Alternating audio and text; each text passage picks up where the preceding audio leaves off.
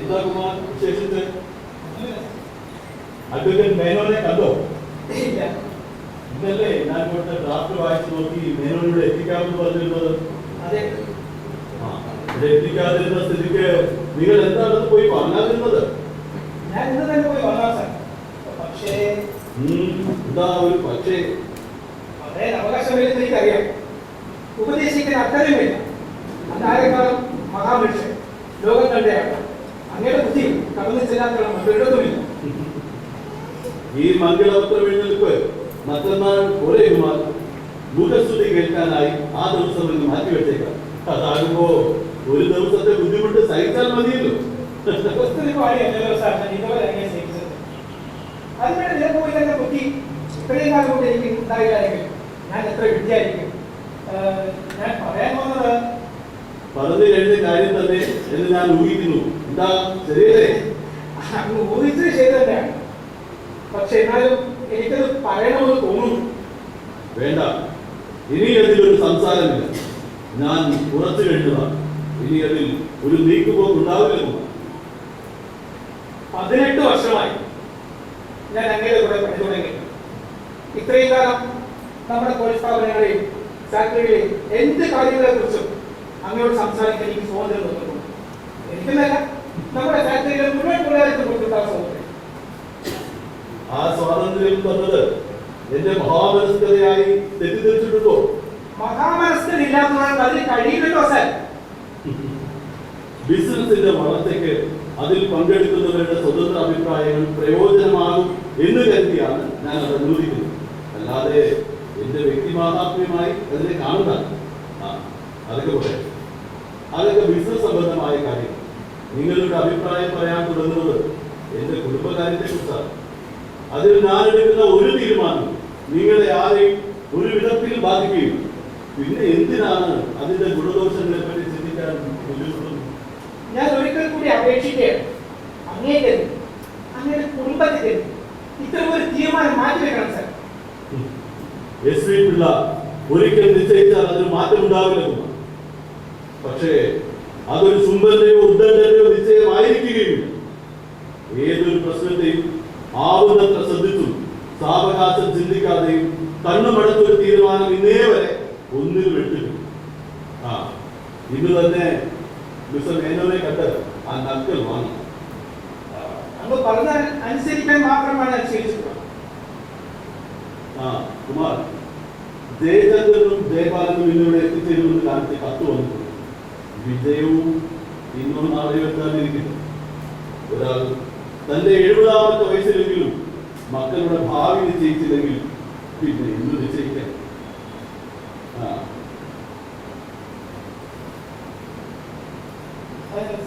രണ്ടുപേർ കാണാൻ പുറത്തുകൊണ്ട് ആരാ?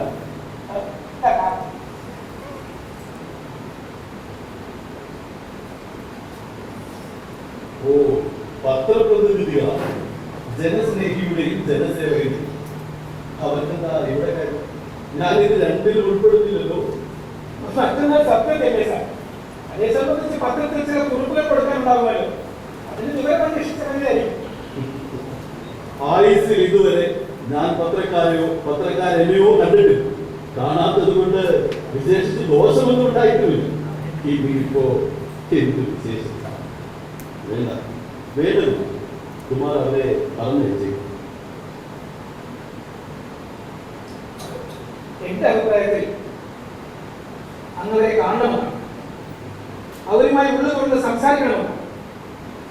സുദീർഘകാലം ജീവിതത്തിന്റെ കുണ്ടും കുഴിയും താണ്ടി അസാധാരണമായ വഴികളിൽ കൂടെ നടന്നുവന്ന അങ്ങയുടെ അഭിപ്രായങ്ങൾക്കും വാക്കുകൾക്കും തീർച്ചയായും വിലയും കനവും കൽപ്പിക്കും ഇന്നത്തെ തലമുറ. എനിക്ക് ആരെയും ഒന്നും പഠിപ്പിക്കാനില്ല. ഞാൻ ചിലത് പഠിച്ചു, അതെനിക്ക് പ്രയോജനപ്പെട്ടു. ഒരാൾ അറിഞ്ഞതും അനുഭവിച്ചതും ലോകത്ത് മുഴുവൻ പ്രയോജനപ്പെടണമെന്നും ശരിപ്പെടണമെന്നും വിചാരിക്കുന്നതിനേക്കാൾ ഒരു മൗഢ്യമുണ്ടോ? ശരിപ്പെടുകയില്ലെന്ന് മാത്രമല്ല, അന്യ അപകടം വരുത്തി വെക്കാൻ അത് ഇന്നെന്തായാലും അങ്ങയെ സംബന്ധിച്ചിടത്തോളം വളരെ പ്രധാനപ്പെട്ട ദിവസമാണ്. അതുമായി ബന്ധപ്പെട്ട് അങ്ങയെ കാണാൻ വന്നവരെ ഒരിക്കലും അങ്ങ് നിരാശരാക്കുന്നത് ശരിയായി. ശരി, വരാൻ പറയും. കുമാർ അവരെ കൂട്ടിക്കൊണ്ടു.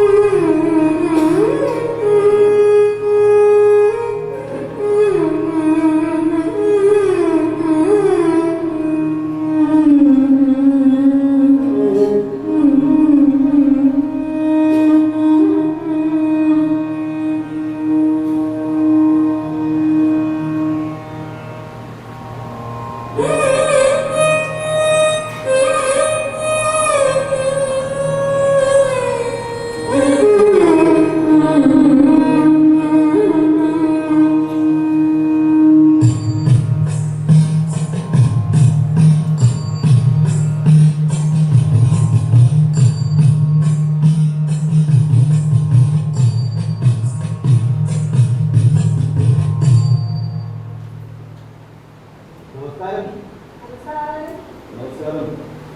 ഞങ്ങൾ ആരോ വരുന്നില്ല. കാല് കണ്ടു. എന്താണാവോ നിങ്ങൾക്ക് വേണ്ടത്? ഞങ്ങളുടെ പത്മകുടുംബസ്ഥരുടെയും അകമഴിഞ്ഞ മംഗളാശംസകൾ അങ്ങയുടെ സത്യത്തിൽ പ്രമാണിച്ച് സമർപ്പിക്കാനാണ് വന്നത്. സന്തോഷം സന്തോഷം.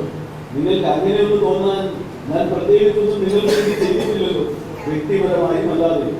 പലപ്പോഴും പരസ്യം തന്നിട്ടുണ്ടെങ്കിൽ തന്നെ അത് മറ്റു പത്രങ്ങൾക്കൊപ്പമേ ഉള്ളതാണ്. എന്തെങ്കിലും ഞങ്ങൾക്ക് ചെയ്തോ ചെയ്തില്ലേ എന്നാണോ ഈ അവസരത്തിൽ നോക്കേണ്ടത്? അങ്ങ് ഈ രാജ്യത്തെ ഏറ്റവും മികച്ച ഒരു വ്യവസായ പ്രമുഖനാണ്. മറ്റൊരു വ്യവസായ ശാലകളിലില്ലാത്ത സുദൃഢമായ തൊഴിലാളി മുതലാളി ബന്ധം വളരെ നാളുകളായി അങ്ങയുടെ തൊഴിൽ ശാലകളിൽ നിലനിൽക്കുന്നു. അതുകൊണ്ട് തന്നെ വലിയ തോതിൽ ഉത്പാദനം നടക്കുന്നു. അങ്ങനെ നമ്മുടെ വ്യവസായ രംഗത്ത് ഗാനമായ വ്യക്തിത്വം പഠിപ്പിച്ച അങ്ങയുടെ എഴുപതാം തികച്ചും വ്യക്തിപരമാണ്. അങ്ങയുടെ കുടുംബത്തിൽ മാത്രം ഒഴിഞ്ഞു നിൽക്കുന്നതാണ് കരുതാതെ. അതുമാത്രമല്ല, നാടിന് താല്പര്യമുള്ള കാര്യത്തിൽ പത്രപ്രവർത്തകർ പങ്കെടുക്കാതിരുന്നാൽ അടുത്ത കൃത്യയോഗമല്ലേ സർ? അതെയോ? അതെനിക്കറിയില്ല. ഞാൻ വ്യവസായം തുടങ്ങാൻ പുറപ്പെട്ടതും വ്യവസായം നടത്തിക്കൊണ്ടിരിക്കുന്നതും നാട് നന്നാവാൻ വേണ്ടിയാണ്, എനിക്ക് നന്നാവാൻ വേണ്ടി. അതോടൊപ്പം 12,000-ഓളം വരുന്ന തൊഴിലാളികൾ അവരുടെ വീട് പുലർത്തുന്നു എന്ന് മാത്രം. ഉത്പാദിപ്പിക്കുന്ന സാധനങ്ങൾക്കുള്ള പ്രയോജനം അനുഭവിക്കുന്നത് നാട്ടുകാരല്ലേ? അവിടെയും അത്ര വേഗം നിങ്ങൾ എന്നെ പരോപകാരിയാക്കി കളയരുത്. ഉത്പാദനം വർദ്ധിപ്പിക്കുന്നത് എന്റെ ലാഭത്തിന് വേണ്ടിയാണ്. അതോടൊപ്പം നിങ്ങൾ പറഞ്ഞ മറ്റു ചില കാര്യങ്ങൾ കൂടി വന്നു ചേരുന്നു, അത്രമാണ്. മറ്റൊരിടത്തുമില്ലാത്ത വേതന നിരക്കുകളാണ് ഞങ്ങളുടെ ഫാക്ടറി. ഇതിൽ ഒരിടത്തും ഇത്തരം സംസ്ഥാനങ്ങൾ കൊടുക്കുന്നില്ല. കുമാർ പറഞ്ഞത് ശരിയായിരിക്കും. പക്ഷേ അതും എന്റെ തൊഴിലാളി പ്രേമവും നന്മയും കൊണ്ട് അങ്ങനെ ചെയ്യുന്നുവെന്ന് കരുതരുത്. അതെന്താ അങ്ങനെ പറയാൻ കാരണം? തൊഴിലാളികൾ സമരത്തിന് നേടി ആനുകൂല്യങ്ങളാണെന്നാണ് അങ്ങ് ഉദ്ദേശിക്കുന്നത്? 20-ലധികം വർഷം കഴിഞ്ഞു ഞാൻ വ്യവസായം തുടങ്ങി. ഇന്നേ വരെ ഒരൊറ്റ സമരം പോലും എന്റെ തൊഴിലാളികൾ ചെയ്തിരുന്നു. അത്ഭുതമായിരിക്കും. സംതൃപ്തരായ തൊഴിലാളികൾക്ക് കൂടുതൽ ഉത്പാദിപ്പിക്കാൻ കഴിയും എന്ന് കരുതുന്നു. അതുകൊണ്ട് ശമ്പളവും മറ്റ് ആനുകൂല്യങ്ങളും ആകർഷകമായിരിക്കണമെന്ന് ഞാൻ ആദ്യം തൊട്ടേ വിശ്വസിച്ചു. സ്വാർത്ഥത്തിൽ കവിഞ്ഞ് മറ്റൊരു നേട്ടവും നൽകില്ല എന്ന്. ചില തൊഴിലാളികൾ പോലും വിചാരിച്ചിരിക്കുന്നത് എന്റെ തൊഴിലാളി പ്രേമവും നന്മയും കൊണ്ട് അങ്ങനെ ചെയ്യുന്നുവെന്നാണ്. ആത്മപ്രശംസ ചെയ്യാനുള്ള മടികൊണ്ടാണ്. അല്ലേ, നേരിൽ തന്നെ പറയണമെന്ന് നിർബന്ധമുണ്ട്. ഞാൻ പത്രക്കാരെ കാണുന്നതിനെ ആദ്യമായിട്ടാണ്. അത് സത്യമായി. സത്യം മാത്രമേ അവരെന്നെ കുറിച്ച് എഴുതിവിടാൻ പാടുള്ളൂ എന്ന് നിർബന്ധമുള്ളതുകൊണ്ട് ഇത്രയും പറഞ്ഞു, അത്രമാണ്. വിശ്വസിക്കാൻ കഴിയാത്ത അത്ഭുതകരമായിരിക്കും ഈ സത്യം വരച്ച്. സത്യത്തിനും സത്യം പറച്ചിലും തമ്മിൽ വലിയ ബന്ധമുണ്ട് എന്ന് വിശ്വസിക്കുന്നു. നേര് പറയാൻ എളുപ്പമാണ്, കള്ളം പറയാൻ ഇതുമാത്രം ബുദ്ധിമുട്ടുന്നു. നേരുകൊണ്ട് മാത്രം ഒരു വ്യവസായത്തിൽ വിജയം സിദ്ധിക്കാൻ കഴിയുന്നതാണ് അങ്ങയുടെ സിദ്ധാന്തം. എന്റെ അനുഭവവും സിദ്ധാന്തവും അതാണ്. മറ്റുള്ളവരെ പറ്റി പറയാൻ എനിക്ക് അവകാശം. അതെ, അങ്ങയുടെ അഭിപ്രായത്തിൽ എന്താണ് അങ്ങയുടെ ജീവിത വിജയത്തിന്റെ പ്രധാന കാരണം? പറയാം, പലതുണ്ടാവാൻ കാരണം. അതെല്ലാം ഞാൻ അറിഞ്ഞിരിക്കണമെന്ന് ഒന്നെനിക്കറിയാം. ഞാൻ നേരത്തെ പറഞ്ഞില്ലേ നേരിനെ പറ്റി, അതൊരു അടിസ്ഥാന കാരണമാണ് എന്ന് ഞാൻ വിശ്വസിക്കുന്നു. മറ്റുള്ളത് എന്റെ തൊഴിൽശാലയിലെ തൊഴിലാളികളും ഞാനും തമ്മിലുള്ള ബന്ധമാണ്. ചെറുതിലെ അച്ഛനും അമ്മയും കണ്ടെടുത്തെല്ലാം അധ്വാനിച്ച് കിട്ടുന്ന പണം തേനീച്ച തേനെന്ന പോലെ മിച്ചം വെച്ചും കൊച്ചു കൊച്ചു വ്യവസായങ്ങൾ ചെയ്തും മെല്ലെ മുന്നോട്ട് പോയ എനിക്ക് ശരീരം കൊണ്ടും മനസ്സുകൊണ്ടും ഇടതരമില്ലാത്ത പ്രയത്നമായിരുന്നു എനിക്ക് എന്റെ തൊഴിലാളികളെ എങ്ങനെ എങ്കിലും നല്ലതായി കാണാൻ കഴിയും. നെയ്യനങ്ങാതെയും വിയർപ്പ് പൊടിയാതെ തൊഴിലാളി നേതൃത്വം എന്ന തൊഴിലും പേരിൽ ജീവിക്കാൻ വകയുണ്ടാക്കിക്കൊണ്ടിരുന്നവർക്ക് എന്റെ തൊഴിലിടങ്ങളിൽ സ്ഥാനമില്ലാത്തതിന്റെ കാരണമുണ്ട്. എനിക്ക് ലാഭമുണ്ടാക്കി തരുന്നവർക്ക് സുഖമായി ജീവിക്കാൻ വേണ്ടത് നൽകി ബാക്കി വരുന്നതിന്റെ ഒരു അംശം മാത്രമേ ഞാൻ എനിക്കായി കരുതി വെച്ചിട്ടുള്ളൂ. ബാക്കിയുള്ളതെല്ലാം ഈ വ്യവസായത്തിൽ തന്നെ തുടർന്ന് നടക്കുകയാണ്.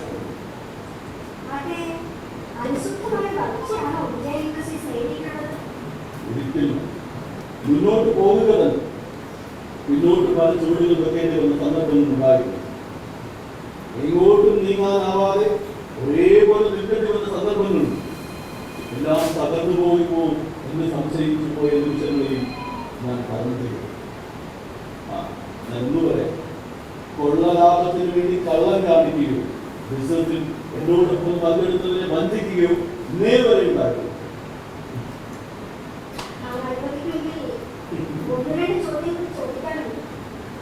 ഏതായാലും ഇന്നേ വരെ ഉണ്ടായിട്ടില്ലാത്ത ഒരു കാര്യത്തിന് ഇന്ന് സന്നിധനായി. പിന്നെ എന്തിനാണ് നിങ്ങളെ നിരാശപ്പെടുത്തുന്നത്? ഈ രാഷ്ട്രീയ മണ്ഡലത്തെ പറ്റി അങ്ങേക്ക് എന്താണ് അഭിപ്രായം? ഏത് രാഷ്ട്രീയ കക്ഷിയോടാണ് അങ്ങേക്ക് കൂടുതൽ മതിപ്പും അടുപ്പവും? ലോകം നന്നായി വരണമെന്ന് ഞാൻ ആശിക്കുന്നു. ആ ആശ മറ്റുള്ളവരെ അറിയിച്ചിട്ടുണ്ട്. ലോകം നന്നാക്കാനെന്ന് പറഞ്ഞ് മറ്റുള്ളവരുടെ കയ്യിൽ നിന്ന് ഫീസും പറ്റി അവരുടെ മൂക്കുകയെ തങ്ങളുടെ കയ്യിലാണ് എന്ന് വിശ്വസിച്ച് മറ്റൊരു തൊഴിലും ചെയ്യാതെ ജീവിക്കുന്നവരോട് എനിക്ക് വിടുന്നു. അവർ രാഷ്ട്രീയക്കാരാണെങ്കിലും കലാകാരന്മാരാണെങ്കിലും സന്യാസിമാരാണെങ്കിലും ഇനി മറ്റാര് തന്നെയാണ്. ഒന്നുകൂടെ പറയാം, അവരോട് കലഹിച്ചു നിൽക്കാൻ നേരമില്ലാത്തതുകൊണ്ടും കലഹിക്കാൻ താല്പര്യമില്ലാത്തതുകൊണ്ടും അവർ പണം ചെല്ലി വരുമ്പോൾ അവർക്ക് കൊടുക്കാനായി കുറച്ച് പണം എന്നും കരുതി വെച്ചിട്ടുണ്ട്.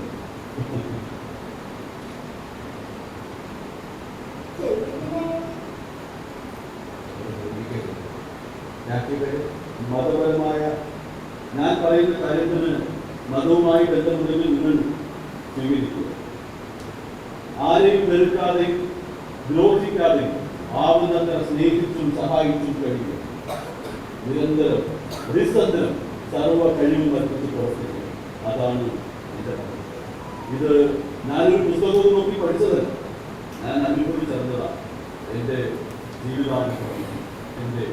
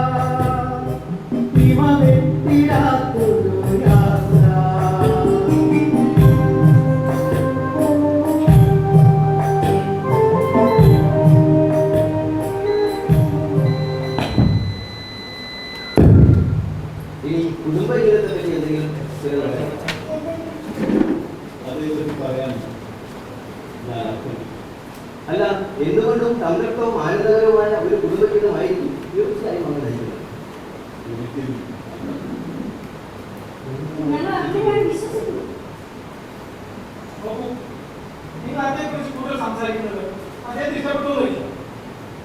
ഇഷ്ടപ്പെടാത്ത കാര്യങ്ങൾ ചോദിക്കാൻ മര്യാദകൾ നിങ്ങൾക്കില്ല.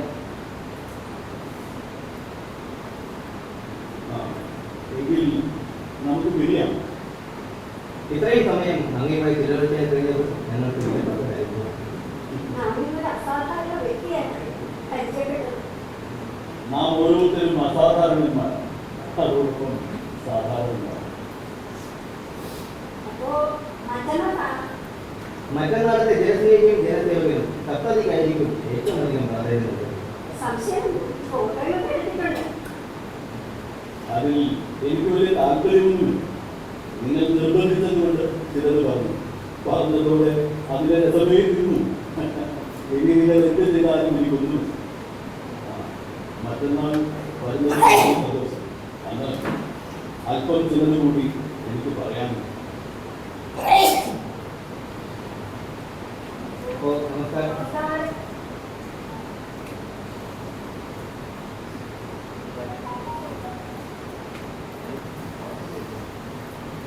ചേച്ചിയുടെ പേര് വന്നിട്ടുണ്ട്. ഇവിടെ ഭാര്യയും മക്കളും ഒരു പെൺകുട്ടി കുറേ നേരമായോ വന്നിട്ട്? കാപ്പി കൂടി കഴിഞ്ഞു എന്ന് പറഞ്ഞു. ശരി, കുമാർ പോയിക്കോളൂ. ഞാൻ അദ്ദേഹത്തിന് വരാൻ വേണ്ട സാർ. വേണ്ട, തോന്നുമ്പോൾ വരട്ടെ. ശരി.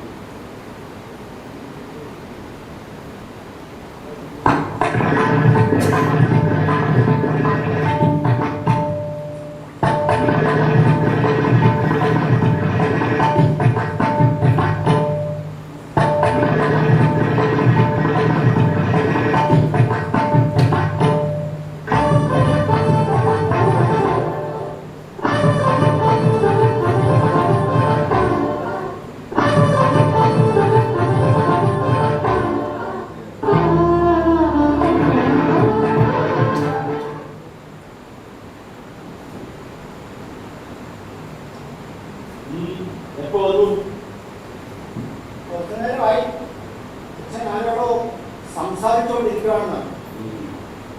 ഇപ്പോഴിങ്ങോട്ട് വരാൻ കാരണം 5 വർഷമല്ലേ ആയുള്ളൂ ഇവിടെ നിന്ന് പോയിട്ട്. ഞാൻ ദിവസവും വരെ അച്ഛനെ കാണാൻ പോകണമെന്ന് അച്ഛനോടൊപ്പം ഇവിടെ വന്ന് കുറച്ച് ദിവസം താമസിക്കാനുണ്ട്. ഇങ്ങോട്ട് വരേണ്ട ആവശ്യമില്ലല്ലോ. മാസം തോറും പഞ്ചായത്തേക്ക് പണം അവിടെ എത്താറുണ്ടല്ലോ മുടങ്ങാതെ. ഞങ്ങൾ ആവശ്യപ്പെട്ടിട്ടല്ലല്ലോ പണം അയക്കുന്നത്. അങ്ങനെ ഒരു തെറ്റ് ഞാൻ ചെയ്യുന്നത്. എന്തിനങ്ങനെ ചെയ്യുന്നു?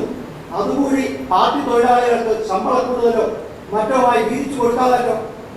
അവർ സന്തോഷം കൊണ്ട് തലയ്ക്ക് എഴുന്നേൽക്കുമല്ലോ. ഓ, വന്ന് കയറിയപ്പോ തന്നെ തുടങ്ങിയല്ലോ അച്ഛനോട് വാതാടാൻ. പുറനാളിലെ കാര്യങ്ങൾ അന്വേഷിക്കുന്നതിന് പകരം. ഓ, അതിനൊക്കെ നമുക്കെന്ത് കാര്യം? അതൊക്കെ നടത്താൻ ഇവിടെ തൊഴിലാളികളുണ്ടല്ലോ. നമ്മളിവിടെ വരണം, പങ്കെടുക്കണം എന്ന് വിളിക്കണം. നോക്കിയതല്ലോ, പോയതല്ലേ രണ്ടും കൽപ്പിച്ച്. അന്തസ്സും അഭിമാനവും ഉള്ളവർക്ക് താമസിക്കാൻ പറ്റുന്ന കാര്യമാണ് ചെയ്തത്. അന്തസ്സും അഭിമാനവും. അഭിമാനം സംരക്ഷിക്കാൻ എഴുത്തുകാരി പുറപ്പെട്ടവൻ ഇന്നും പുലർന്നത് സ്വന്തമായി 4 കാശുണ്ടാക്കിയിട്ടല്ലോ. വയസ്സായ അച്ഛൻ കാത്തു സൂക്ഷിച്ചുണ്ടാക്കുന്ന പണം കൊണ്ടല്ലേ നീ പ്രഭുജമെന്ന് ജീവിക്കുന്നത്. കൊമ്പിച്ച പണക്കാരന്റെ മകനാണെന്ന് കരുതി എന്നെ പിടിച്ചു കൊടുത്തവരുണ്ടോ? എന്റെ ദുരിതവും നാണക്കേടും അറിയുന്നു. നീ മിണ്ടായി മാറി.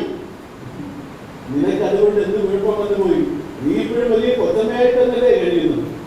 പണം കായ്ക്കുന്ന മരമുണ്ട് ഇവിടെ.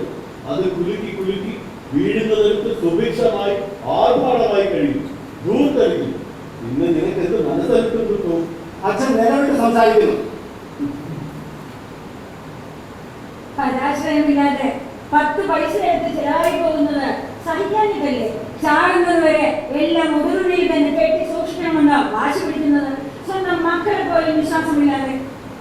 2000 രൂപ ഒരു ജന്മവുമില്ലാതെ എടുത്ത് സമ്മാനിക്കാൻ തരുന്നതിന്റെ നന്ദിയാണ് നീ പറയുന്നത്. 2000 രൂപ 4 തങ്കങ്ങളുള്ള കുടുംബത്തിൽ ഒരു മാസം 2000 രൂപ ചിലവാക്കി പോകുന്നതാണ് ചമ്മാടിപ്പ്. മാസം എത്ര രൂപ എടുത്ത് ചെലവാക്കിയത് വീട്ടിൽ നിന്നാണ് നീ ഇവിടെ കൊടുക്കാൻ വന്നത്? വേഗം മറന്നുപോകരുത്. എന്റെ വീട്ടിൽ ഞങ്ങളെന്നും ഒരേ രീതിക്കേ കഴിഞ്ഞിട്ടുള്ളൂ. ഞങ്ങൾ കണ്ടവന് കൂലിവേലയ്ക്ക് പോയിട്ടില്ല. വലിയ വർത്തകരായി കാശുമായി കൂട്ടിയിട്ടുമില്ല. അവിടെ ഈ കണക്ക് പഠിച്ചിലും പതിവില്ല. ഞാൻ കൂലിവേല ചെയ്തിട്ടുണ്ട് വളരെ കാലം. അത് ഞാൻ മറച്ചു വെച്ചിട്ടില്ല. അഭിമാനിക്കാൻ കഴിയുന്ന കാര്യം എന്തിനു മറച്ചു വെക്കണം? നല്ലൊരു നിലയുണ്ടായിട്ടും ഞാനും എൻ്റെ ഭാര്യയും വെറും സാധാരണക്കാരെ പോലെ മാത്രമേ വേണ്ടിയിട്ടുള്ളൂ. അവൾ എന്നെ പോലെ കഷ്ടതകൾ അനുഭവിച്ചു. എൻ്റെ ഇല്ലായ്മയും കഷ്ടതകളും പങ്കിട്ടുണ്ട്. അവളുടെ ഒരു വാക്ക് എനിക്ക് നിഷേധിക്കേണ്ടി വന്നിട്ട് അവൾ മറന്നപ്പോ എന്റെ ഒരു ജന്മം അവസാനിച്ചു. അമ്മയോടുള്ള സ്നേഹവും വാത്സല്യവും ആയിരിക്കും മക്കളായ ഞങ്ങളോട് ഇങ്ങനെ കാണിക്കുന്നത്. ആ സ്നേഹവും വാത്സല്യവും ഇല്ലായിരുന്നെങ്കിൽ ഞാനിന്ന് ഈ ഭൂമിയിൽ കാണില്ല. അതൊന്നുകൊണ്ട് മാത്രം അമ്മയില്ലാത്ത നിങ്ങളെ വളർത്തി നല്ലൊരു നിലയിലാക്കാൻ മാത്രം ചിറകുകളൊക്കെ ഞാൻ ഇഴഞ്ഞിഴഞ്ഞ് നീങ്ങി. എന്നിട്ട് എന്റെ സങ്കല്പങ്ങൾ, എന്റെ സ്വപ്നങ്ങളെല്ലാം ഇടിഞ്ഞ് താഴെ നിലംപരിച്ചാൽ ഇന്നെനിക്ക് സ്വപ്നങ്ങളില്ല, ആ സങ്കല്പങ്ങളില്ല. കഴിഞ്ഞതെല്ലാം കഴിഞ്ഞത് തന്നെ. അച്ഛനെ മനസ്സിലാക്കാൻ പറ്റാത്ത മക്കളെ മനസ്സിലാക്കാൻ, വിശ്വസിക്കാൻ, സ്നേഹിക്കാൻ കഴിയാത്ത അച്ഛൻ, അതല്ലേ സത്യം. ഫാക്ടറിയും ബിസിനസ്സും തൊഴിലാളികളും എന്ന ചിന്തക്കിടയിൽ മക്കൾക്ക് എവിടെ സ്ഥാനം? മക്കളെ കൊണ്ടുള്ള ആദിയില്ലാതെ എന്തുണ്ട് എനിക്ക്? അവർ എവിടെ താമസിച്ചാൽ ഒരുത്തന്റെ കാര്യമാണെങ്കിൽ ഇങ്ങനെ, ഇനിയുള്ള ഒരുത്തൻ അമരത്തും അണിയത്തും ആടില്ലാത്ത തോണി പോലെ നടുക്കടലിലെ കോടിനകപ്പെട്ട് താണും പൊങ്ങിക്കൊണ്ടിരിക്കും.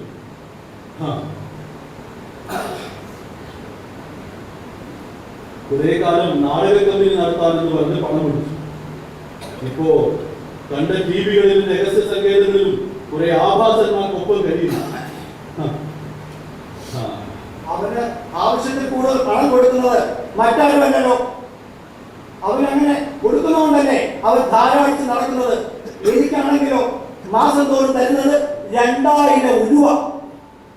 ശരിയാണ്, ഞാൻ അവന് പണം കൊടുക്കുന്നു. ഇനി ഒരാൾക്ക് കൂടി പണം കൊടുക്കുന്നത് നിനക്കറിയാമല്ലോ. നിന്റെ പെങ്ങളുടെ ഭർത്താവ് ആ ഏസുകാരൻ 1 ലക്ഷം രൂപ കൊടുത്താ ഞാൻ അവനെ നേടിയത്. ആവശ്യപ്പെടുമ്പോഴൊക്കെ ചോദിക്കുന്ന പണവും കൊടുക്കാം. എന്നിട്ട് ആ നീതൻ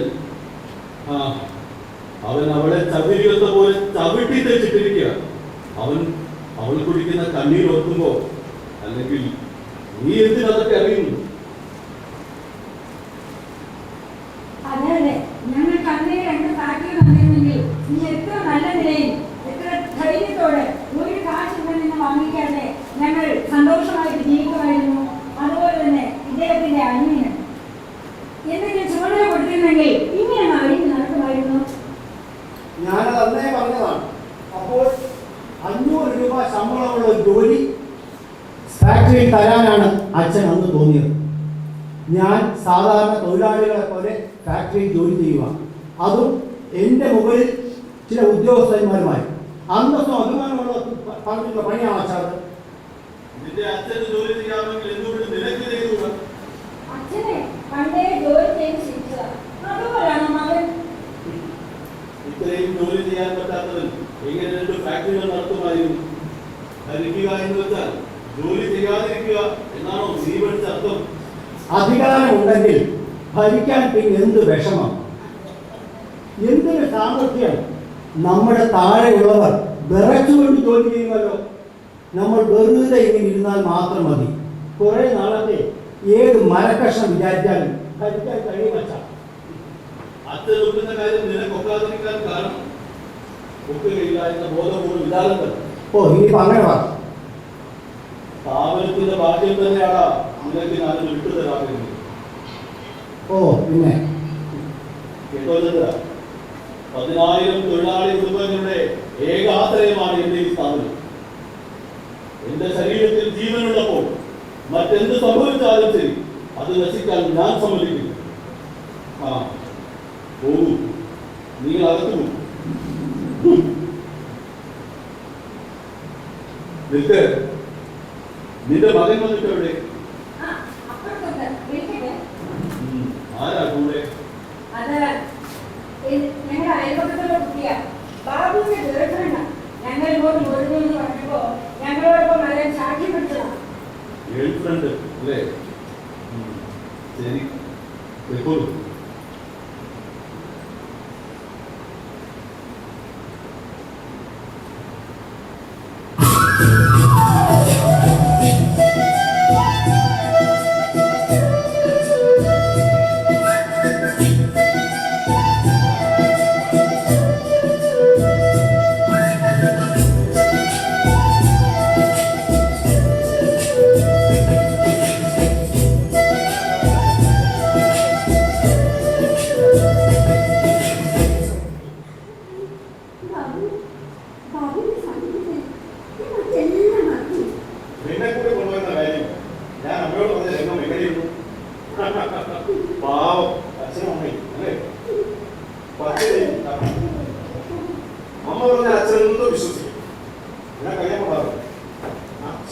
സുന്ദരാ.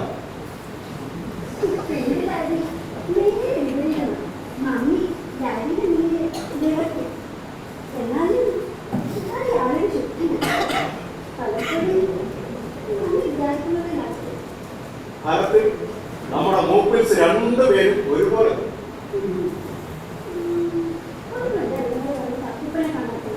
ഓ, കേട്ട സത്വം.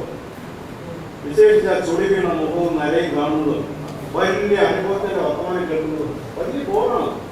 പിന്നെ ഇവിടെ വരെ വന്ന സ്ഥിതിക്ക് ഒന്ന് കണ്ടുവന്ന് അത്ര പക്ഷേ അദ്ദേഹം വലിയൊരാളല്ലേ ഒരു വലിയ പണച്ചാട്ടം പറയും. എപ്പോഴും ബിസിനസ്സും പണമിടപാടും. സ്വന്തം മകന് പോലും കണ്ടു. എന്റെ അമ്മയുടെ കാര്യം പറയുകയും സ്വത്തിന് ഒരു പങ്ക് ഇതൊന്നും കൂടിയല്ലേ അപ്പൊ പിന്നെ കുറച്ച് സഹിച്ചാലല്ല എനിക്ക് ആ പണം വേണം. അതൊന്ന് കിട്ടാനാണ് കണ്ട ഒരു കിഴവൻ മുഴുവൻ തീർന്നു നടത്താം. ബാബുവിന് പത്തൊക്കെ കഴിഞ്ഞാൽ ഡീസൽ ജോലി കിട്ടാൻ എത്ര എളുപ്പം സ്വന്തമായിട്ടൊന്നുമില്ലല്ലോ ഏതൊരു സാധനം കൊണ്ടുപോയി ചൂടും നശിച്ച പഠിപ്പും വേർപ്പെട്ട ജോലി. ആ വീട്ടുകാര്യങ്ങൾ അറിയൂ. ഈ നിമിഷം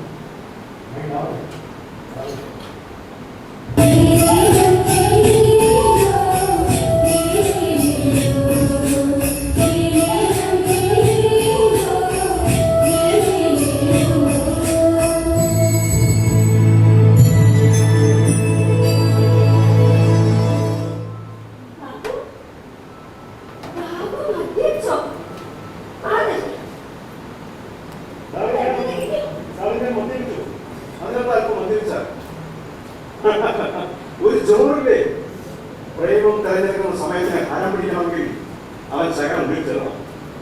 ഇതൊക്കെ വേണമെന്നില്ല. നമുക്ക് എടുത്തുതരാം.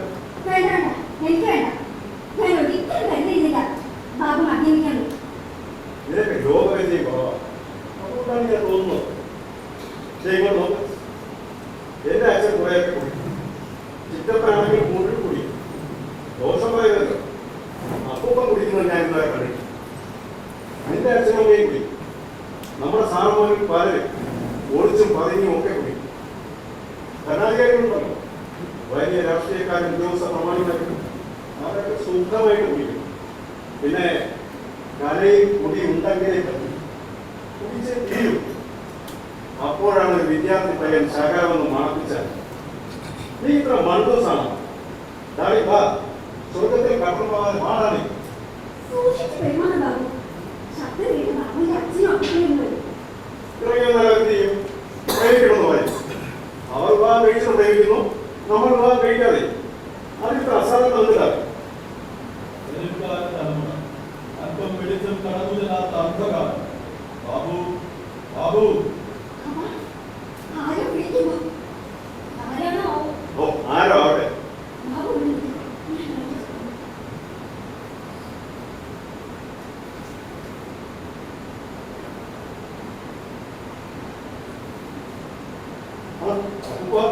അപ്പനെ വിളിച്ചോ? വിളിച്ചിട്ടാണല്ലോ നീ വന്നത്. ഞാൻ തോട്ടത്തിൽ നിൽക്കുകയായിരുന്നു. തന്നിച്ചോ? അല്ല, ആരാ കൂടെ? എന്റെ ഒരു ഗേൾഫ്രണ്ട്. എന്ന് വെച്ചാൽ മലയാളത്തിൽ കൂടെ പഠിക്കുന്ന സ്ത്രീകൾ.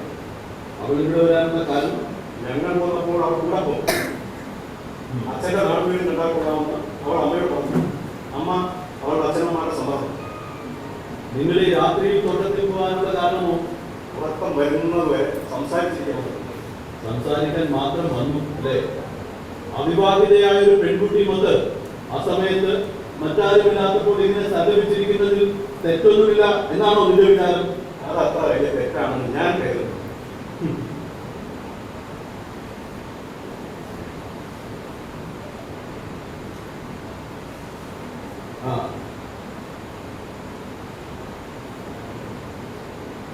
സല്ലാപം മാത്രമായിരുന്നു അല്ലേ നീ അവിടെ ആലിംഗനം ചെയ്തത്? അന്യോന്യം സ്നേഹമുള്ളവരാകുമ്പോൾ അത് അതിനകത്ത് തോന്നിയില്ല. ഓഹോ, അന്യോന്യം സ്നേഹമുള്ളവരാണോ നിങ്ങൾ? അതെ. അപ്പോ വിവാഹം കഴിക്കാൻ തീരുമാനിച്ചോ? ഇല്ല, വിവാഹം കഴിക്കണമെന്ന് ആഗ്രഹമുണ്ടോ? വിവാഹ കാര്യത്തെ പറ്റി ചിന്തിച്ചിട്ട് തന്നെ. എന്നാൽ നീ കാണിക്കുന്നത് ഒന്നാന്തരം ആഭാസത്തരവും മര്യാദകേടുമാണ്. രണ്ടുപേർ തമ്മിൽ സ്നേഹമാണെങ്കിൽ അവർ രണ്ടുപേരും വിവാഹം കഴിച്ച് തീരും എന്നുണ്ടോ? തന്തയ്ക്ക് പിറന്നവൻ അങ്ങനെയാണ് ചെയ്യുന്നത്. തന്തയ്ക്കല്ലാതെ പിറക്കുകയില്ല. നിങ്ങൾ തമ്മിലുള്ള ഈ വൃത്തികെട്ട ബന്ധം പുറത്തറിഞ്ഞാൽ ആ പെൺകുട്ടിയെ മറ്റാരും വിവാഹം കഴിക്കാൻ തയ്യാറാവുകയില്ല എന്ന സത്യം നിനക്കറിയാം. ആ ദ്രോഹമല്ലേ സ്നേഹമെന്ന് പറഞ്ഞ് ആ പെൺകുട്ടിയോട് കാണിക്കുന്നത്? വരുംവരായികളെല്ലാം ആലോചിച്ച് ദോഷമാർക്ക് വരുന്നത് ഉറപ്പുവരുത്തിയിട്ട് രണ്ടുപേർ തമ്മിൽ സ്നേഹിച്ചു. അതും വിവാഹം നടക്കുന്നത് അപകടമൊന്നുമില്ല. സുനിശ്ചിതമായ പ്രേമം.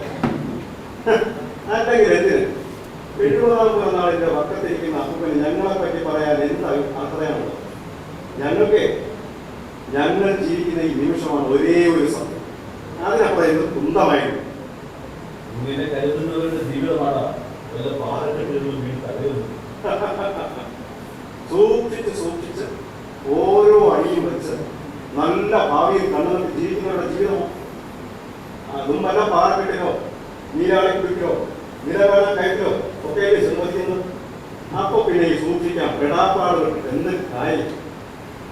ഇത്ര ചെറുതിലെ ഈ നിരാശ ഉണ്ടാവാൻ എന്തുണ്ടായി കാരണം? നോക്കുന്ന ദിക്കിലൊന്നും ആശിക്കാനൊന്നും ഇല്ലാതായ ഇത്ര ചെറുതിലെ ചെറുപ്പത്തിലേ തോന്നും. അല്ലെങ്കിൽ തന്നെ പ്രായത്തിനൊക്കെ എന്തിനു നിരാശപ്പെടാനാണ്? പൊടിഞ്ഞതും ദ്രവിച്ചതും എല്ലാം കൂടി പങ്കടിനെയും ഏച്ചുകെട്ടി തൃപ്തിപ്പെടുന്നവരല്ലയോ? കാലമത്രയും എന്റെ എലിയും അടിയിലും ഇരുന്നു ഞാൻ താലോലിച്ച് വളർത്തിയ നീ ഇപ്പോ ഇതിൽ നിന്ന് ഒരുപാട് അകന്നു പോയി. അപ്പൻ നിനക്കൊരു കിഴക്ക് സത്വം, ഒരു ഗോരൻ, ഒരു പുരാണ വസ്തു ഇല്ലേ? നിനക്ക് നല്ലത് വരട്ടെ, പോകും. ആ പെൺകുട്ടിയെ എന്റെ അമ്മയുടെ അടുത്തേക്ക് പറഞ്ഞേ. അപ്പൊ അവിടെ കാണണ്ടേ? ഞാൻ നിന്നിലൂടി അവിടെയും ഇന്നത്തെ 100,000 തലമുറയെയും കാണും. പോകും.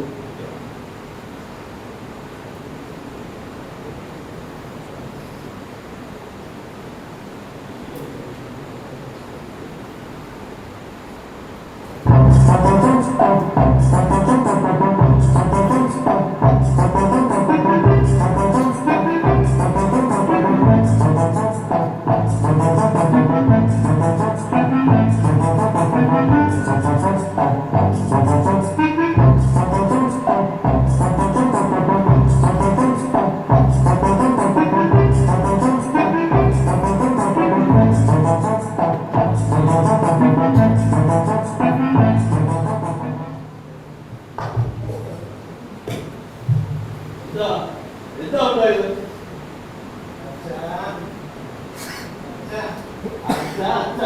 എന്താണ് ഇത്? കാറിൽ നിറഞ്ഞപ്പം താഴെ വീണു. ഞങ്ങൾ താങ്ങി എടുത്തോണ്ട് വരുമായിരുന്നു. എണീക്കുന്ന പോലെ എണീക്കേ. അത് ശ്രമിച്ചു എന്ന് പറയാം. കണക്കെട്ട് കുടിച്ചു വരുന്ന ദിവസം ഇത് തന്നെ പതിവ്.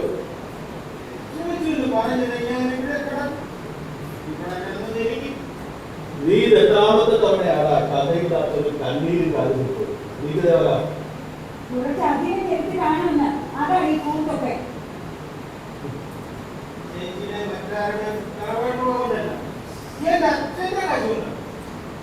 നീക്ക് കഥയിലോ കട്ടിലോ പോയിട്ടൊക്കെ എഴുന്നേക്ക്.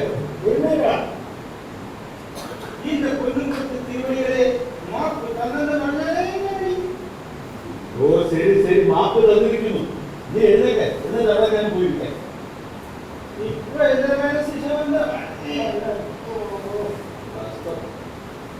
നീ ഇപ്പം എവിടെ നിന്ന് ഇറങ്ങി? എന്റെ ഭാര്യയില്ലേ അവളുടെ ഇറച്ചിക്കടയിൽ. എന്നിട്ട് അവിടെ എന്താ കൂട്ടിക്കൊണ്ട് വരാത്തത്?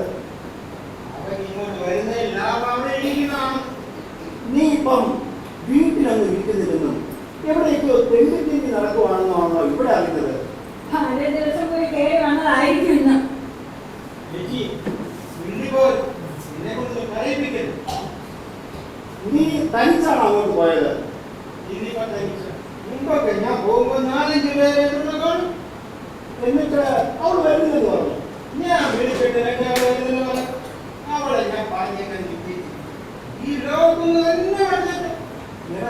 പറ്റിയെന്ന് പറ. എന്തായാലും സംഭവിക്കാനുള്ളതെല്ലാം സംഭവിച്ചില്ലേ?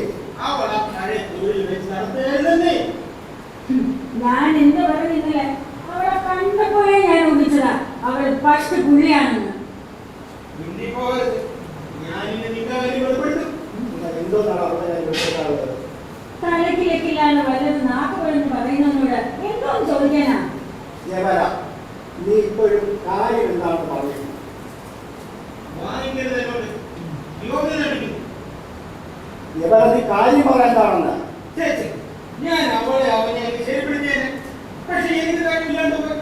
ഞാൻ അതുകൊണ്ട് വിട്ടുകളഞ്ഞു. എടാ, ആരാണല്ല അവൻ? അവനെ എന്റെ കൂടെ ഇത്രയും നാൾ നടന്ന് എന്റെ കാശ് കൊണ്ട് വഴിമാറ്റി എന്നെ ആദ്യം അവളുടെ എടുത്തുകൊണ്ട് പരിചയപ്പെടുത്തിയത്. എനിക്കല്പം കാശുണ്ടെന്ന് കണ്ടപ്പോ ഇടവലം തീരാൻ സമ്മതിക്കാൻ അവളെ കുറിച്ച് എന്നെ കൊണ്ട് പോകാൻ വേണ്ടി ആ സാമദ്രോഹി, ആ നാടകത്തിന്റെ മുതലാളിയുടെ മൂത്ത മകൻ വർഗീസ്, അവൻ അവളെ ഗർഭത്തോടെയാണ് എന്നെ ഏൽപ്പിച്ചേ. ഗർഭത്തോടെ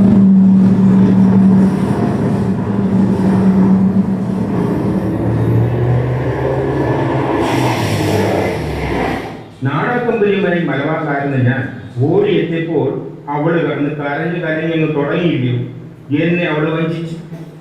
എന്റെ ശുദ്ധഗതിക്ക് ഞാൻ എല്ലാം അങ്ങ് വിശ്വസിച്ചു. അവളെ ഇത്രയും നാൾ പൊറുപ്പിക്കുകയും ചെയ്തു. ഇല്ല, ഇനി ഞാനത് സമ്മതിക്കില്ല. ഞാൻ അവളെ ശരിപ്പെട്ടു. നീ പിന്നെ എങ്ങനെ സത്യം മനസ്സിലാക്കി? അത് ആ നീചന്റെ കൊള്ളരായ്മയ്ക്ക് കൂട്ടുന്ന ഒരുത്തൻ അവനോട് തെറ്റിപ്പറ്റി നടക്കുന്നുണ്ടായിരുന്നു. അവൻ ആ ചരിത്രം മുഴുവൻ കേൾപ്പിച്ചപ്പം കൊടുത്തു അവന്റെ കാണുന്ന പടക്കം പൊട്ടുന്നുള്ളൊരടി. നിന്റെ നാടക കമ്പനി നടത്തി എത്ര പെൺകുട്ടികളെയാണ് കബളിപ്പിച്ച് നശിപ്പിച്ചതെന്ന് നിനക്ക് ഓർമ്മയുണ്ടോ? ആ മോഹം കൊണ്ടല്ലേ ഈ നാടക കമ്പനി ഉണ്ടാക്കാൻ തന്നെ പുറപ്പെട്ടത്. അവരുടെ ശാപം കൊണ്ടാണടാ മുതലും പലിശയും മടക്കി കിട്ടിയത്. എന്റെ മുതലല്ലേ ഞാൻ ഇറക്കിയത്. എന്നിട്ട് നിനക്കതിന് കൂറ പവന്റെ വില കിട്ടിയോ? എടാ, പല വേലി ചാടിയ പശു കോലുകൊണ്ട് നശിക്കും. ദേവാല, വന്നതൊക്കെ വന്നു. ഇനി നീ അവിവേകം ഒന്നും കാണിക്കരുത്. എല്ലാം മറക്ക്. അവളുമായുള്ള ബന്ധമേ വെടിഞ്ഞ് ഒരു പുതിയ ജീവിതം തുടങ്ങ്. ഒരബദ്ധം പറ്റിയത് പരിഹരിക്കാൻ നോക്ക്. ഇനിയും അബദ്ധങ്ങൾക്ക് തുനിയരുത്. എന്നെ ആരും ആശ്വസിപ്പിക്കാൻ വരേണ്ട. ഇനി എനിക്കൊന്ന് പകരം വീട്ടണം. അതാണ് എന്റെ അവസാനത്തെ ആഗ്രഹം. അപ്പോ അവളെ എന്റെ അടുത്ത് പകരം വിട്ടായിരുന്നു. ഞാൻ പല സ്ത്രീകളുമായിട്ട് ഇടപെട്ടിട്ടുണ്ട്. പക്ഷെ ഒരു സ്ത്രീയും എന്നെ അവഹേളിച്ചിട്ടില്ല. അപ്പോ നേരത്തെ പറഞ്ഞ കുട്ടികളോ? പകരം വീട്ടാൻ പോകുന്ന നീ അവരെ വഴിയാധാരമാക്കും അല്ലേ? എടാ, അവരാരോടും ഒന്നും പിഴച്ചവരല്ലല്ലോ. അവരെങ്ങനെയും പഴിച്ചോളും. SPP-യിലൂടെ ചെറുമക്കൾ.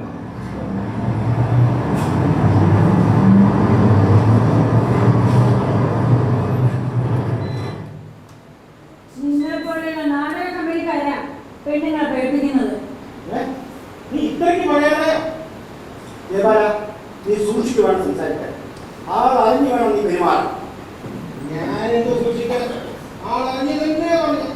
കേൾക്കട്ടെ, ഇടിച്ചു പറയുന്നവരുടെ വിശേഷം എന്താണ്? ചേട്ടൻ ഇവിടെ വിവാഹം കഴിച്ചുകൊണ്ട് വന്നേക്കുന്ന കുറെ നാൾ എന്തായിരുന്നു? എന്തായിരുന്നു ഈ സാമഗ്രിയുടെ നോട്ടം എന്നെ എങ്ങനെയും പരിശീലിച്ച് കയ്യിലെടുക്കാൻ, ഏത് വിധേനയും മയക്കിയെടുത്ത് അവളുടെ അനിയത്തെ കൊണ്ട് വിവാഹം കഴിപ്പിക്കാൻ, അങ്ങനെ അച്ഛന്റെ സ്വത്ത് ഒട്ടുമുക്കാൻ സ്വന്തം വീട്ടിലേക്ക് തട്ടിയെടുക്കാൻ. ജയബാല, നിനക്കെന്തോ ഭ്രാന്ത് പിടിച്ചോടാ. താനും കെട്ടി അന്യനെയും കെട്ടുന്ന അടവ് നോക്കണേ. നിങ്ങൾ ഒന്ന് കാണുപോകും ഈ നട്ടപ്പെടുത്ത അപകടം അടിച്ചു വെക്കാൻ. ഞാൻ പറഞ്ഞിട്ടില്ലേ നിന്നോട്? ഞാൻ പറഞ്ഞിട്ടില്ലേ എന്നെ കള്ളനാക്കാൻ നിനക്ക് കഴിയും? ഞാൻ എങ്ങനെയല്ലേ മിസ്റ്റർ ഭർത്താവിനെ വിശ്വസിപ്പിക്കാൻ നിനക്ക് കഴിയും? പക്ഷേ ഈശ്വരന് നേരും കളവ് പറയുന്ന ആരും ശരിക്കറിയാം. നീ അത് ഓർക്കും. അയ്യോ, ഒരു ബന്ധം ഉണ്ടാക്കി വച്ചത് കൊണ്ടേ മടുത്തു. അയ്യടാന്നറിയും. പിന്നെയാണ് ഈ മറ്റൊന്നിലൂടെ കൊടുക്കാൻ ഒരുത്തി വരും. വല്ല പെണ്ണിനും മുഖം അടിച്ച് കരിമാറി തേച്ച് പറഞ്ഞു വിട്ട് അന്തം വിട്ട് നിൽക്കുമ്പോ തോന്നും മറ്റുള്ളവരാളെ ആശ്വസിക്കാമെന്ന്. അതെ, മനസ്സിലിരിക്കട്ടെ കേട്ടോ. ജയബാല, നിനക്ക് ഒരുപാട് ദുർനടത്തം ഉണ്ടെന്ന് എനിക്കറിയാമല്ലോ. പക്ഷേ നീ ഒരു വിഷബിന്ദുവാണെന്ന് ഇപ്പോഴാണ് മനസ്സിലായത്. സത്യം അറിയാതിരിക്കുന്നത് ആശ്വാസമാകാൻ പോലും. ഈ രാത്രി പലതും എനിക്ക് കാണിച്ചു തന്നു. എന്റെ സംശയങ്ങൾ പലതും. ഇനി നിങ്ങൾ എനിക്കൊരു തൊഴിൽ തരും. ജയപാല, എനിക്ക് പോയി സ്വന്തമായി കിടന്നോനെ അല്ലേ? എനിക്ക് ഉറങ്ങുകയല്ല വേണ്ടത്, എനിക്ക് എന്നോട് സംസാരിക്കാനുണ്ട്. അച്ഛൻ സത്യമായി ഞാൻ പറഞ്ഞതെല്ലാം നേരാണ്. പക്ഷെ ഞാനത് പറഞ്ഞുകൂടെ? ഞാൻ ഇനി ഒരിക്കലും അത് പറയൂല. ആരോട് പോകും, എല്ലാവരും പോകും. ആഘോഷമാണ് പോലും ആഘോഷം. നാളെ നേരം വെളുത്താൽ ആഘോഷം. എന്തിന്റെ ആഘോഷം? ആരാഘോഷിക്കാൻ? എന്തിന്റെ?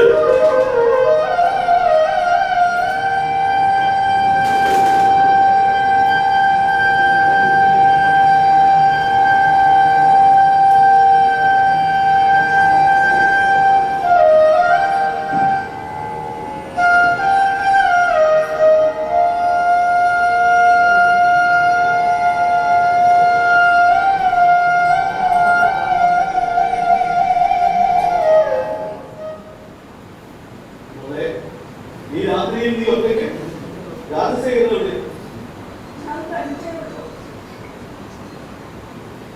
ഒന്നുകിൽ പകലേ വരാമായിരുന്നു, ഇല്ലെങ്കിൽ നാളെ വന്നാൽ മതിയായിരുന്നല്ലോ. രാജശേഖരനുണ്ട്. എന്തോ സംഭവിച്ചിട്ടുണ്ട്? എന്തു പറ്റി? പറയൂ. ഒന്നുമില്ല, ഞാനിനി പോന്നു.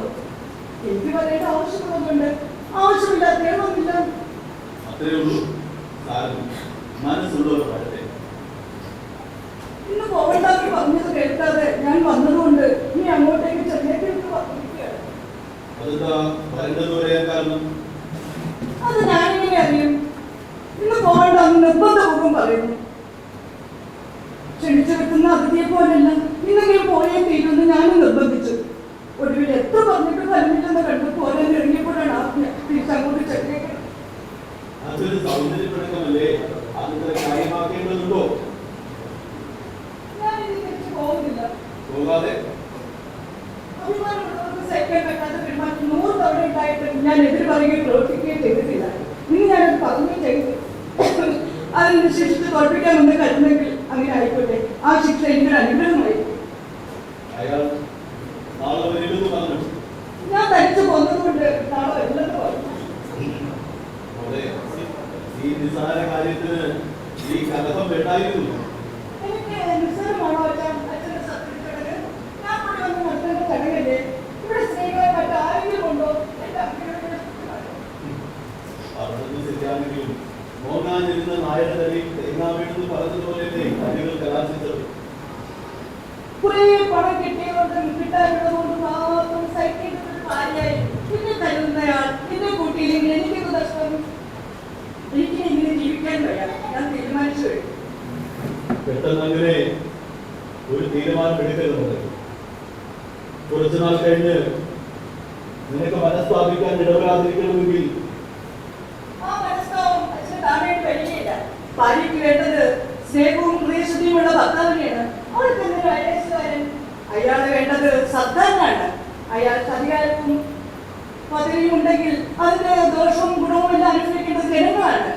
ഉടുത്തൊരുങ്ങി മറ്റു പെണ്ണുങ്ങളെ അമ്പരിപ്പിക്കാൻ കഴിയുന്നത് കൊണ്ട് ആർക്കെങ്കിലും മനസ്സിലാക്കി കിട്ടുമോ? നിന്റെ മനോവിഷമം എനിക്ക് അറിയാവുന്നതല്ല കുട്ടി. ഞാൻ ഈ പറയുന്നു, കുറച്ചുകൂടി കാത്തിരുന്നാൽ അയാളുടെ മനസ്സ് മാറുമല്ലോ. ആ മനസ്സും കാത്ത് ആ നരകത്തിൽ ജീവിക്കാൻ എനിക്ക് വയ്യ. ഞാൻ തീരുമാനിച്ചു കഴിഞ്ഞു.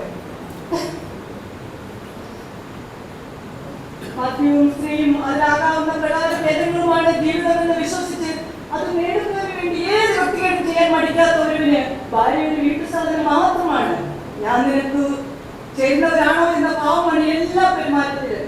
അതിനപ്പുറം കൂട്ടത്ത് പാലിക്കാൻ പറ്റാത്ത കുറെ ചട്ടങ്ങൾ പടച്ചു വച്ചിട്ടുണ്ടത്രേ സർക്കാര്. ശരി മതി, ഞാൻ ചിലത് കുറച്ചിട്ടുണ്ട്. നീ ശക്തിയുള്ളവളാണ്. വാടി വീഴേണ്ട ചീരച്ചെടിയല്ല. എന്റെ മോഹങ്ങൾ കടിമപ്പെട്ട് നിനക്ക് തീർന്നു കഴിഞ്ഞു. നീ അകത്ത് പോകും. മാരുതി ചേച്ചിയും ചേട്ടന്മാരും ഒക്കെ വന്നിട്ടുണ്ട്. അവരെ കണ്ട് അധികം സംസാരിച്ചിരിക്കാതെ വലതും കഴിച്ചിട്ട് പറഞ്ഞു. നാളെ നേരത്തെ എഴുന്നേൽക്കുന്നത്. അവരൊക്കെ നേരത്തെ എത്തി. ഞാൻ വരാൻ രാത്രിയായി. പാവം. ഒരേ ഒരു നിരപരാധി മാത്രമേ ഈ വീട്ടിലുള്ളൂ.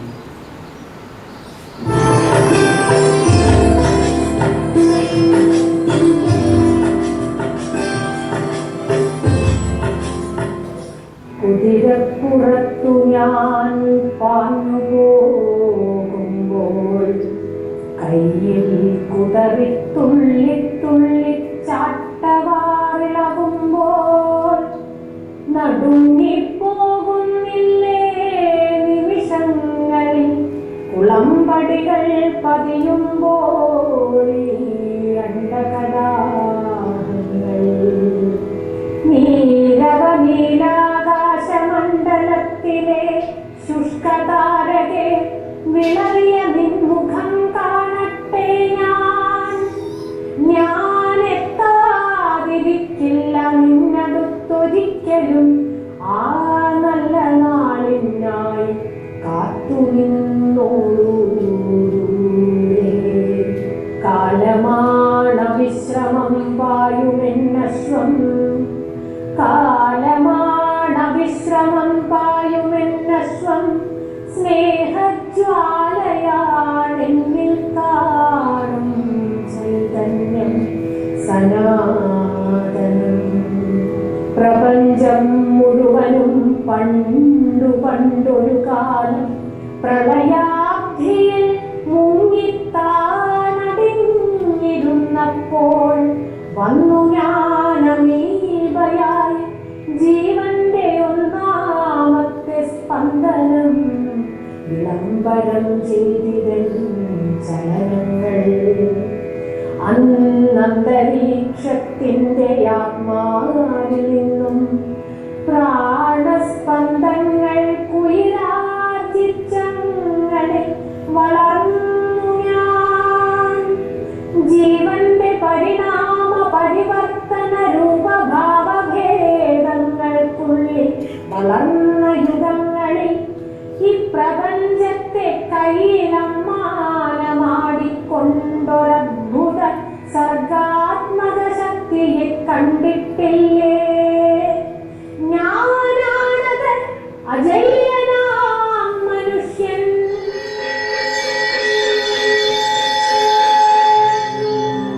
എന്ത്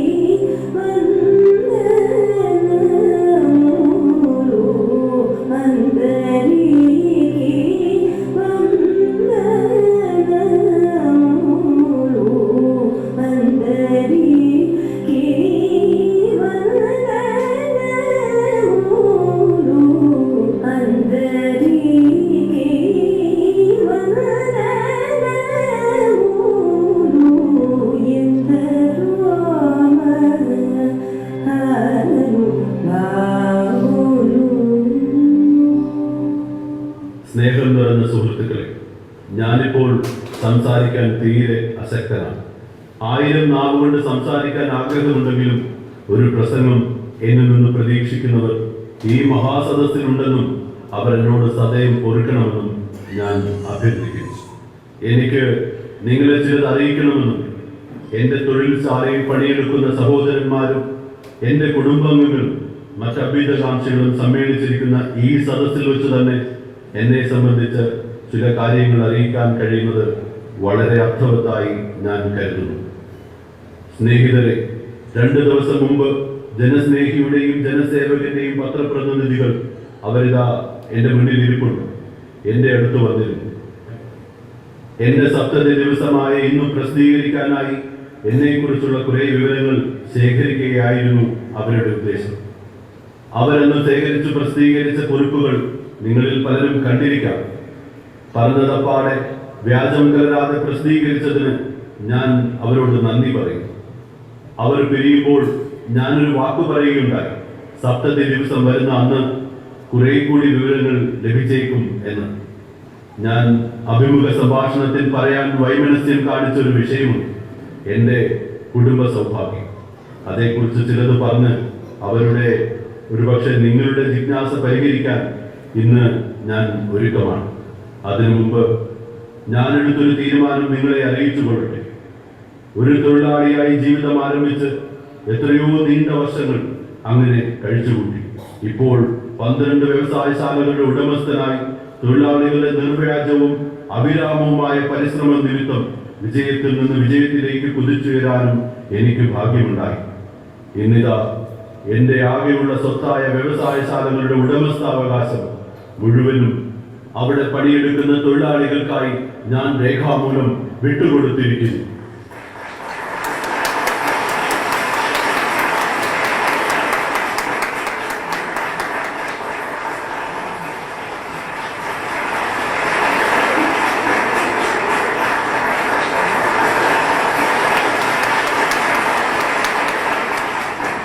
സുഹൃത്തുക്കളെ, എനിക്കൊരു അപേക്ഷയുണ്ട്.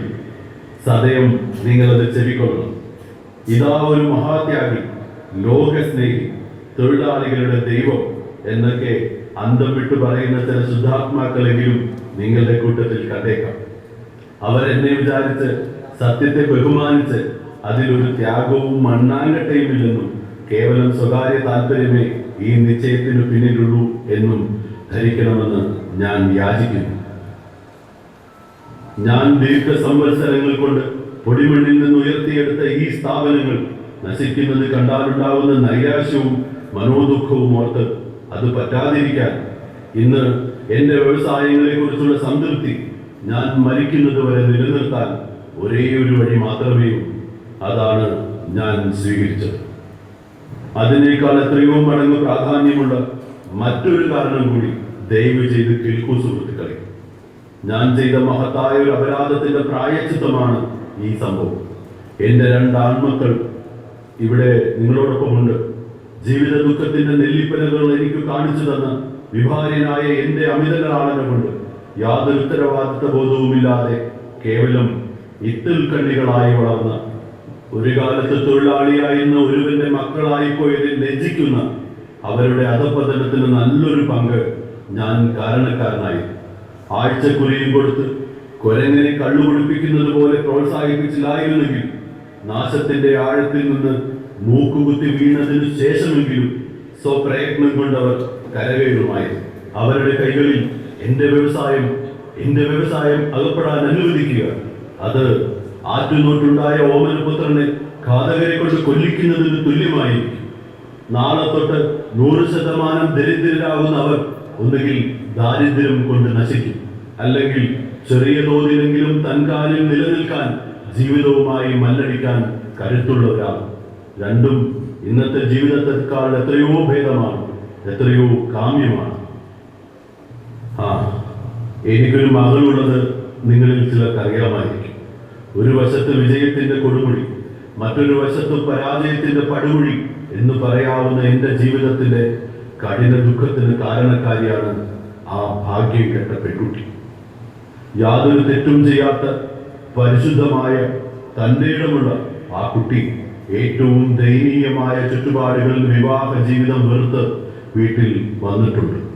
അവൾക്ക് ജോലി ചെയ്യാൻ കഴിവും ഉത്സാഹവും തൊഴിലിൽ അഭിമാനവും. ഞാൻ ഈ ദാനപത്രത്തിൽ ഒരേ ഒരു വ്യവസ്ഥ ചേർത്തിട്ടുള്ളത് ഇതാണ്: എൻ്റെ മകൾ വിജയെ 200 രൂപ ശമ്പളത്തിൽ ഈ വിജയ ഇൻഡസ്ട്രീസിൽ ഒരു ജോലിയിൽ നിയമിക്കണമെന്നും മാത്രം. എൻ്റെ ഭാവി എനിക്കത് നിസ്സാരമാണ്. 70-ലെത്തിയ ഒരാൾക്ക് ഭാവിയെക്കുറിച്ച് എന്ത് ചിന്തിക്കാതിരിക്കും? ഞാൻ എന്നും ഫാക്ടറിയിൽ പോകും. അവിടുത്തെ ജോലികൾ കണ്ടുകൊണ്ട് അങ്ങനെ നടക്കും.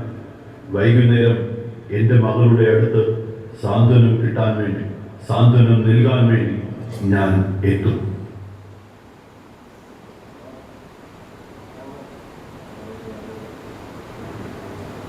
നമസ്കാരം സുഹൃത്തുക്കളെ. ഇത്രയും പറയാൻ ഉദ്ദേശിച്ചതല്ല. എന്താ ജനസേവകൻ, ഞാൻ നിരാശപ്പെടുത്തിയോ? നാളത്തേക്കുള്ള വാർത്തയായില്ലേ? അദ്ദേഹത്തിന് ഭ്രാന്താണ്, മുഴുവൻ ഭ്രാന്ത്. അച്ഛന് ഭ്രാന്താണ്. അദ്ദേഹം പറയുന്നൊന്നും വിശ്വസിക്കരുത്. നിങ്ങൾ ഭ്രാന്താണ്. പൊളിയാണിത്, ശുദ്ധ പൊളിയാണിത്. നിന്റെ പെണ്ണുകൊടുത്ത് തിരുവണികളെ, കണ്ണാളത്തിന്റെ കടവുകളെ, മാപ്പ് മാപ്പ്. വളരെ മുടങ്ങായിരിക്കുന്നല്ലോ. ഞാൻ അങ്ങനെ പറ്റിയുള്ള മുൻ അഭിപ്രായം പിൻവലിച്ചിരിക്കും.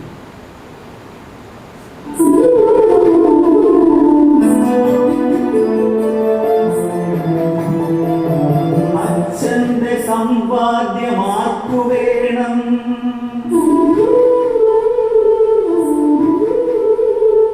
അച്ഛന്റെ സമ്പാദ്യമാർക്കു വേണം? മൂത്തവൻ ചൊല്ലി നിലപാടിലെത്തി. കൈക്കരുത്തുണ്ട്, കൈവേലയുണ്ട്. കാത്തിച്ചു തുപ്പി അവനൊരിക്കൽ. അച്ഛന്റെ സമ്പാദ്യമാർക്കു വേണം? മൂത്തവൻ ചൊല്ലി നിലപാടിലെത്തി. കൈക്കരുത്തുണ്ട്, കൈവേലയുണ്ട്. കാത്തിച്ചു തുപ്പി അവനൊരിക്കൽ.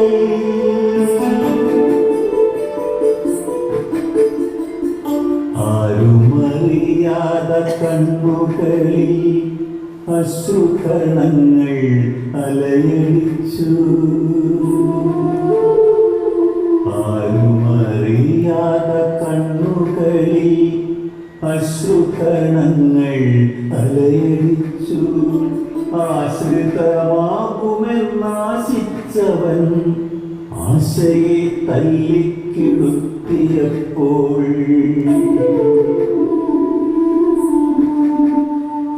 താഴെ ഇളയവൻ താഴ്വഴിയെ തള്ളിക്കളഞ്ഞു നടന്നു നീങ്ങി. നീളും ഹൃദയവും പേറി അവൻ 4 ചുവരുകൾ താങ്ങി നിന്നു. താഴെ ഇളയവൻ താഴ്വഴിയെ തള്ളിക്കളഞ്ഞു നടന്നു നീങ്ങി. നീറും ഹൃദയവും പേറി അവൻ 4 ചുവരുകൾ താങ്ങി നിന്നു.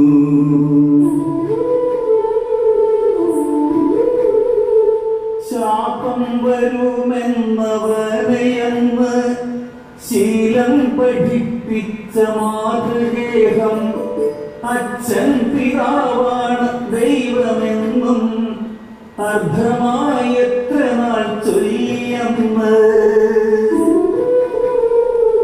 ശാപം വരുമെന്നവനെയെന്ന് ശീലം പഠിപ്പിച്ച മാതൃഗേഹം.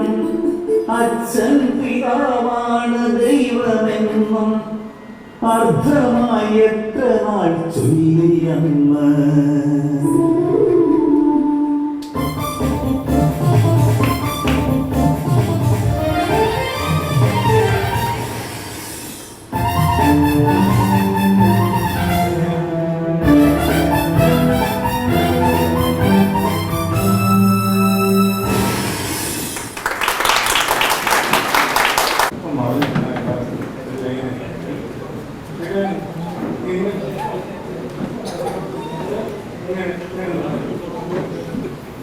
മാർച്ച് 27 ലോക നാടക ദിനം.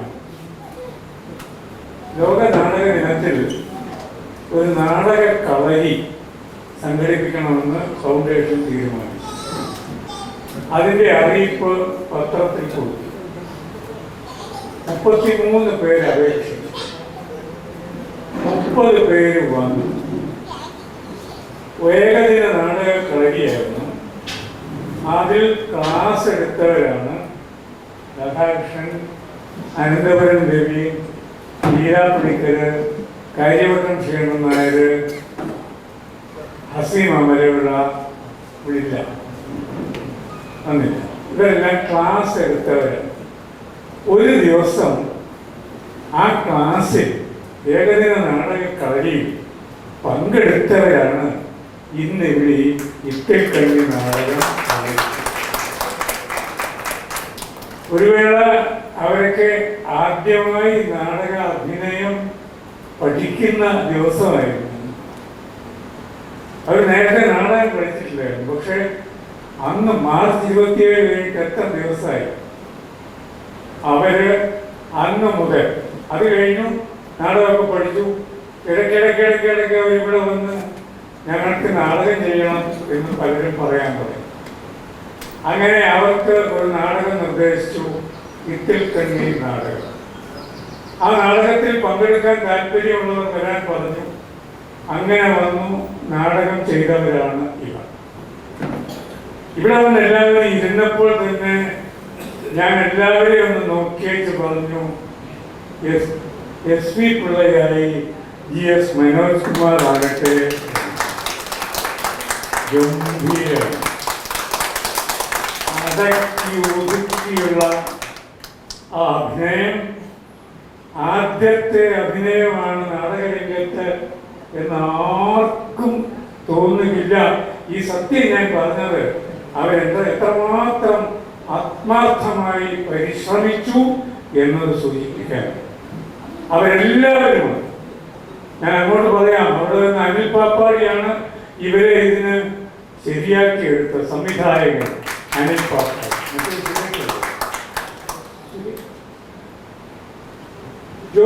ജ്യോതിഷ് കുമാറാണ് അടുത്തത്, അജിയാണ് ഇത്, ഗീതമ്മയാണ് ഇത്, അനിതാചന്ദ്രനാണ് ഇത്,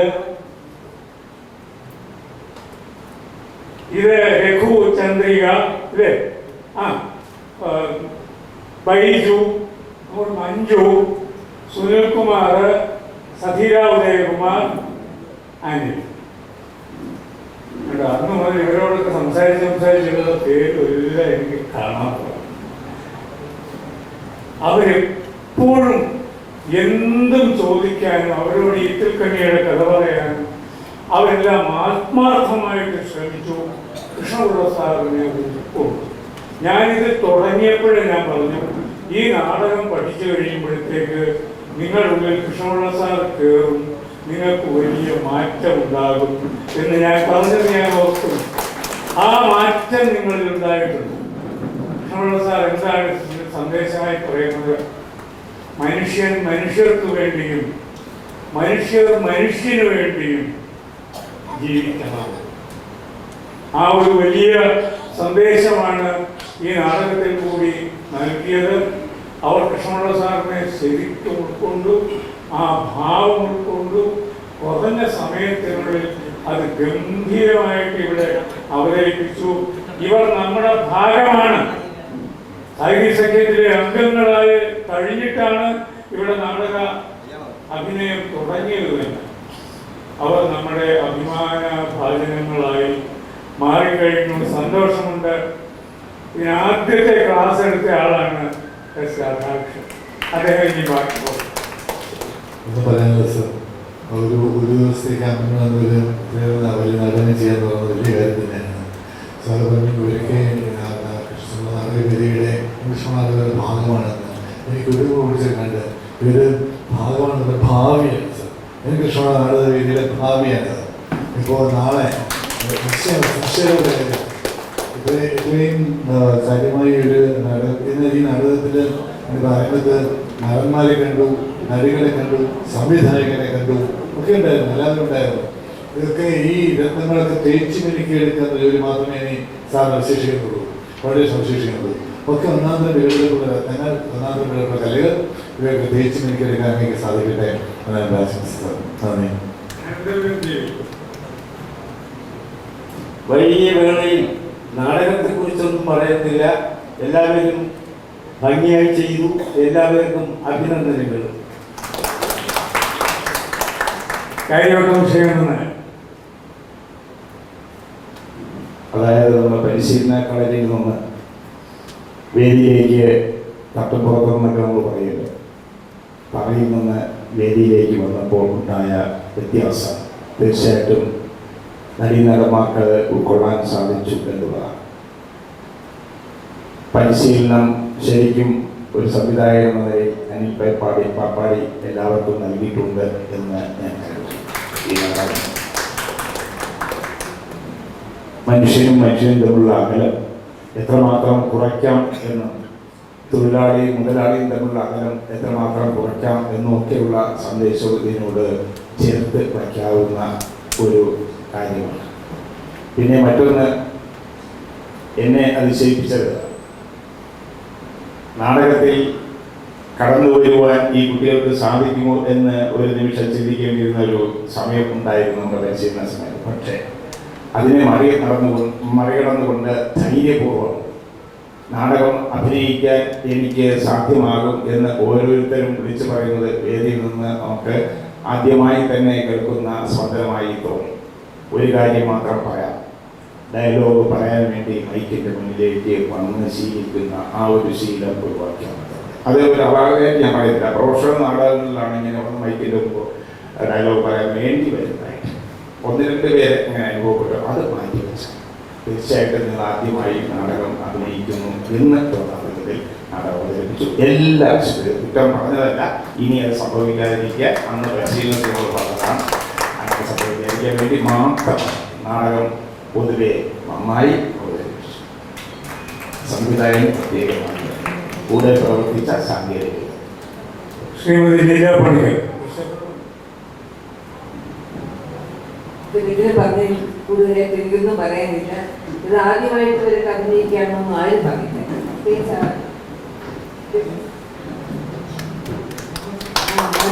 ഭയങ്കരമായിട്ട് നന്നായിട്ട് എല്ലാവരും അഭിനയ നിമിഷം തന്നെ ഭയങ്കര സന്തോഷമുണ്ട്. കാരണം നാടകമൊക്കെ പുതിയ ആൾക്കാരെ പുതിയ നടന്മാരും നടികളും പിന്നെ സംവിധായകരും നന്നായിട്ട് നാടകം നന്നായി പാട്ടൊക്കെ ഒരു പ്രൊഫഷണൽ നാടകത്തിൽ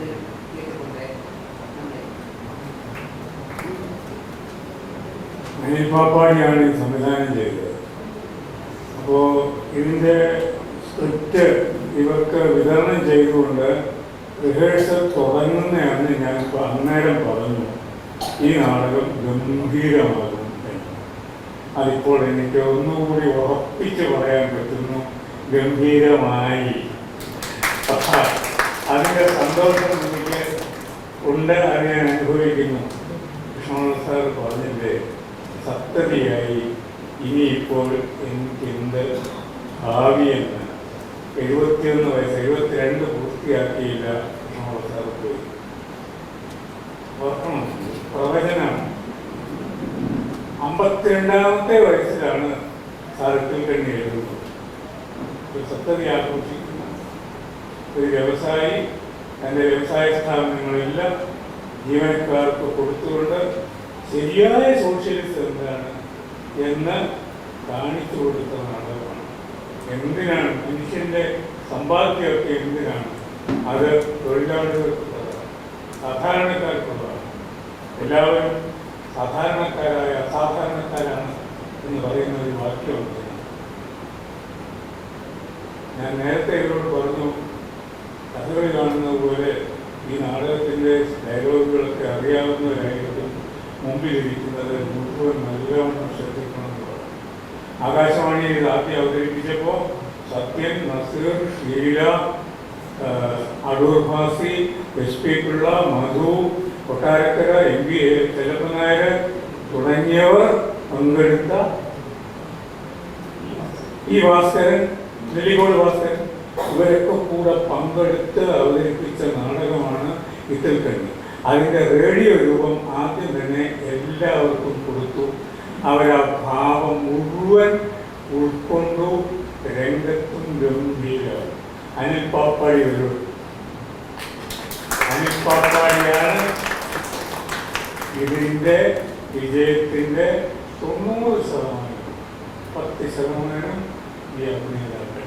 അതുകൊണ്ട് എല്ലാവർക്കും വേണ്ടി ഇവരെ എല്ലാവരെയും പൊന്നാട അണിയിക്കണമെന്ന് ആഗ്രഹമുണ്ട്. പക്ഷെ എല്ലാവർക്കും വേണ്ടി നമ്മുടെ സ്നേഹാദര സൂചകമായി അനിൽ പാപ്പാടിയെ പൊന്നാട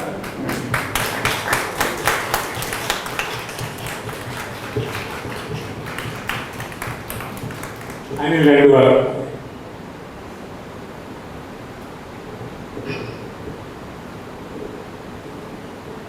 ബഹുമാന്യരെ, പ്രിയമുള്ളവരെ, വളരെ സന്തോഷം നിറഞ്ഞ നിമിഷങ്ങളിലൂടെ കടന്നു പോവുകയാണ് ഞങ്ങൾ ഒരു കൂട്ടം ആൾക്കാർ.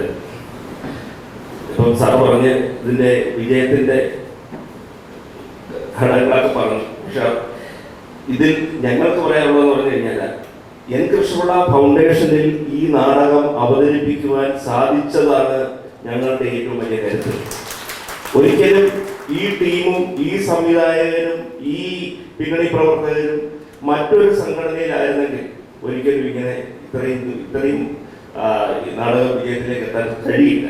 കാരണം എന്ന് പറഞ്ഞാൽ എന്തോ ഒരു അദൃശ്യമായ ഒരു ശക്തി ഞങ്ങളെ നയിക്കുന്നുണ്ട്.